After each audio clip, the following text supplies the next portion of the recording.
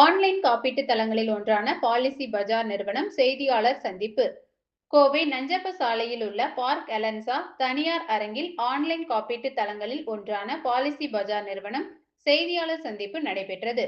இச்செய்தியாளர் சந்திப்பிற்கு பாலிசி பஜாரின் ஆயுள் காப்பீட்டின் செயல்பாட்டு தலைவர் டேவிட் ஆஸ்கார் தலைமை தாங்கினார்.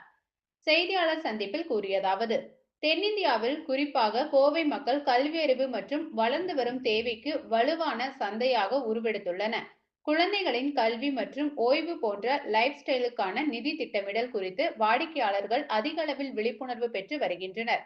மேலும் பகுதியில் பாலிசி பஜார் இருப்பு நுகர்வோர் எதிர்பார்ப்புகளை நேருக்கு நேர் நிவர்த்தி செய்வதிலும் முழுமையாக சேவையாற்றுவதிலும் முக்கிய பங்கு வகிக்கும் என்று கூறினர். மாறிவரும் நுகர்வோர் போக்குகள் 2022 மற்றும் 2026க்கு இடையில் நீண்டகால சேமிப்பு தேவைகள் குறித்த விசாரணைகள் 2 மடங்கிற்கும் மேலாக அதிகரித்துள்ளன.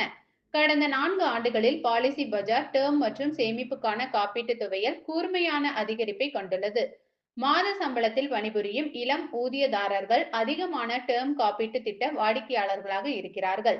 மேலும் வாடிக்கையாளர்களுக்கு பதிலாக காப்பீட்டாளர்களே பிரீமியம் செலுத்தும் பிரீமியத்தை தள்ளுபடி செய்யும் திட்டங்கள் குறிப்பிடத்தக்க வரவேற்பு பெற்று வருகின்றன.